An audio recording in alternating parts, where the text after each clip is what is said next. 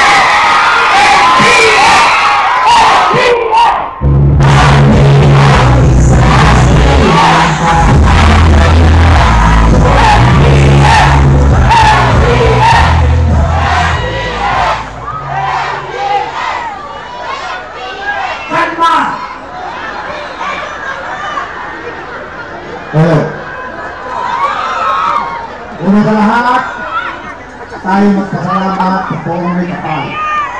Hello po! Si Kang po! Si Congressman po, supportahan po natin. Binigyan tayo ng isang napakagandang Ang guest candidate po natin dito ngayon sa PNGS. Si Ako na Congressman ang po. nag-check sa akin, Yes po. may low pressure. Ang lalangin ako kay Padre Pio, sabi ko, hindi pwedeng mapostpone. Ibigay mo na sa amin ito.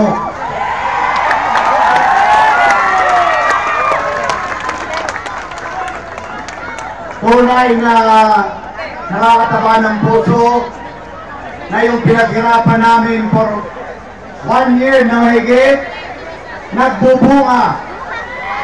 At ito'y para sa mga taong Tomasino, lalong higit ang maralitan nating kababayan na tunay na dapat inuuna kasama ang ating mga senior citizen. Pero bago ang lahat, samantasin ko na yung ating pagkakataon ngayon. Napasalamatan ang lahat ng nasa likod kung bakit tayo nagkaroon ng ganitong malaking pagtitipon. Maraming salamat sa ambag ng bawat isa na tunay na alam naman natin ang oras natin mahalaga. Pare-pareho. Pero nandito tayo upang ipakita na pagsama-sama kakayanin ng nagkakaisang bagong Santo Tomas.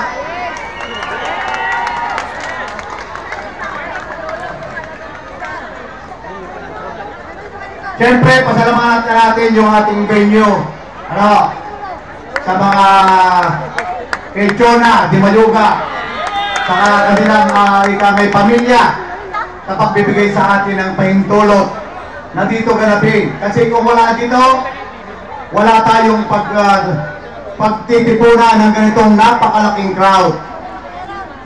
Natunay na nakita ko kanina nakakamba ko. Kasi nang dumating kami, ang daming upuan, wala naman tao. Sabi ko sana, ibigay niyo sa amin ng gabi ito. At tunay, nakita natin na marami ang gusto ng pagbabago. Sana, sabi ko nga, dapat tuloy-tuloy na ito. Dahil ang laban ito, hindi ko laban. Hindi laban ng MBS team. Ito'y laban ng bawat Tomasino na uhaw sa pagbabago. Siyempre, una, pasalamatan natin yung mga...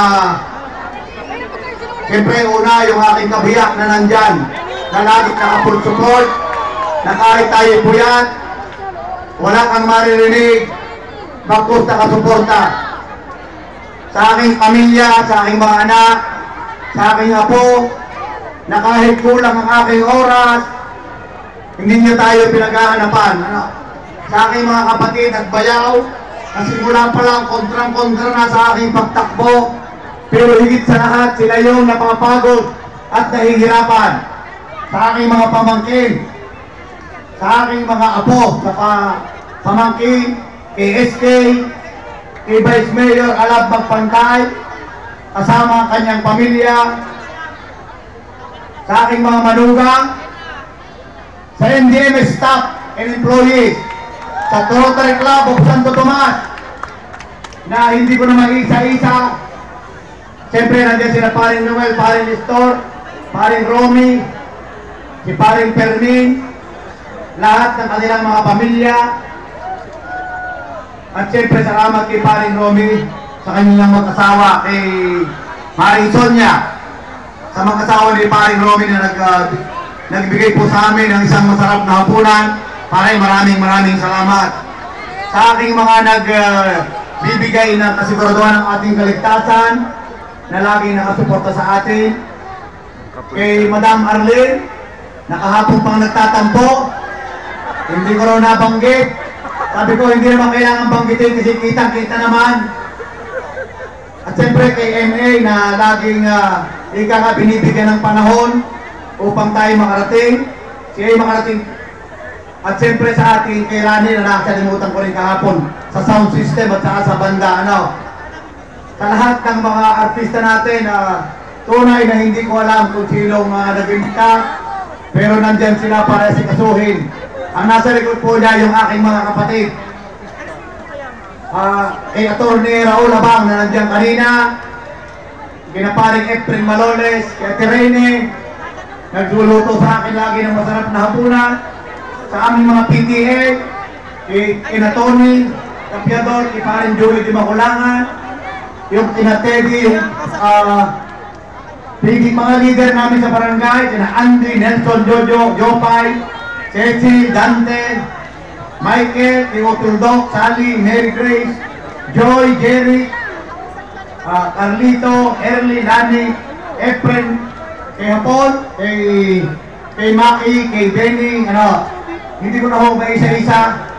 At siyempre kina Admin Tom, kina paring Mac, paring Edison, and paring Edwin. Sa kay LA at kay Herley na talagang nagpuyat para laging may kasiguraduhan ng aming mga event. Kay Raymart na laging nandyan kahit late. Kay Val na nakasuporta rin sa atin. Sa ating social media. Kay Pau sa ating MC. Kay B1, B2, kay B3 na hindi humihiwalay sa aming house to house. Kay Ate Emil sa mga encoder. Sa mga driver na nagpupuyat.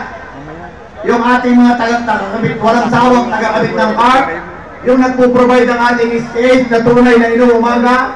10 ng kanyang mga tauhan. Kay Arnold, kay Cesar De Mesa, Fred Mendoza, kay Badol, kay Paring Napolintan, kay Paring Renier, kay Utol Aga, kay Utol Reggie, kay Donna, sa 1932 Bibi, sa Pangunguna Paring Pundoy, kay sa Bibi 1974, kay Utol Simon, sa Taugama, sa naman Taugama, kay Akro, kay Utol Ayo na galing pa ng Italy, umuwi lang para tayo tulungan.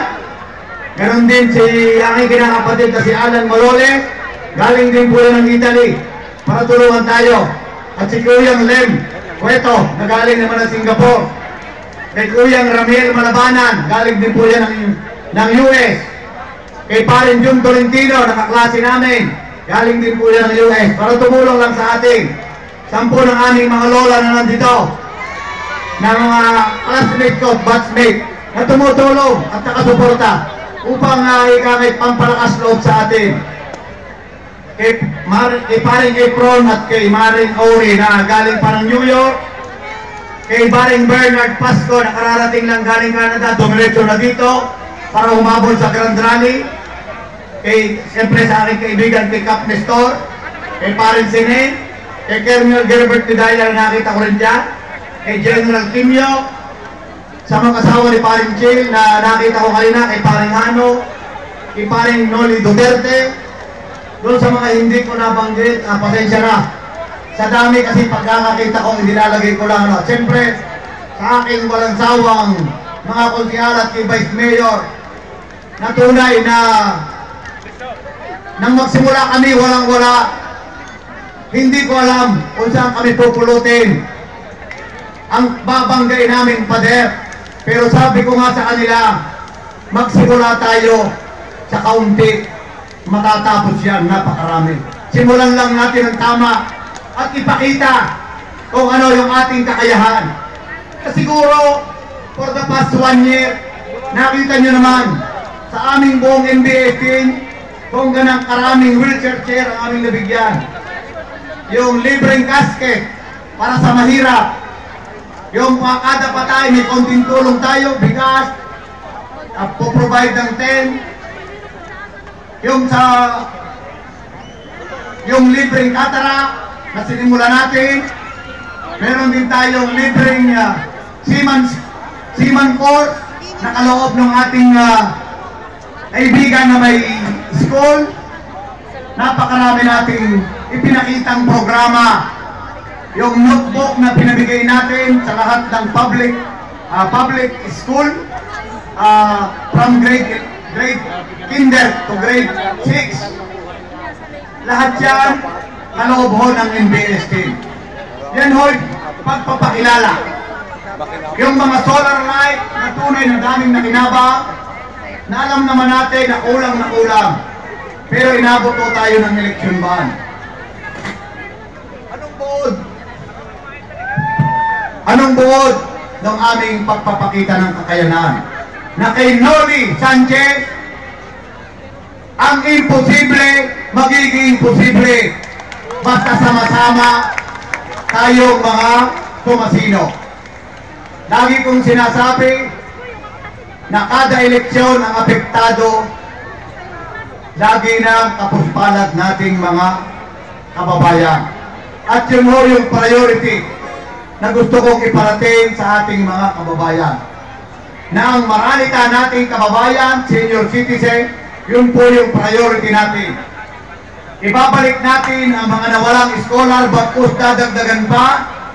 Yung incentive ng teacher na nawala na ating ding ibabalik.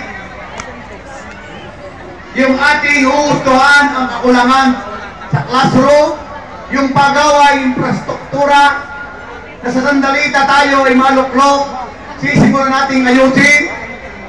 Yung walang habas na kakulangan sa tubig, na siyang pangunahing pangangailangan, lalo na ng mahihirap, na kailangan nating tugunan. Dahil dyan makikita ang isang tunay na ama ng bayan. Napakaraming problema nating susolusyonan. Pero pagsama-sama, makakaya natin. Na sana, sa darating na Mayo 12, pagsama-sama natin. Dito pa lang sa daming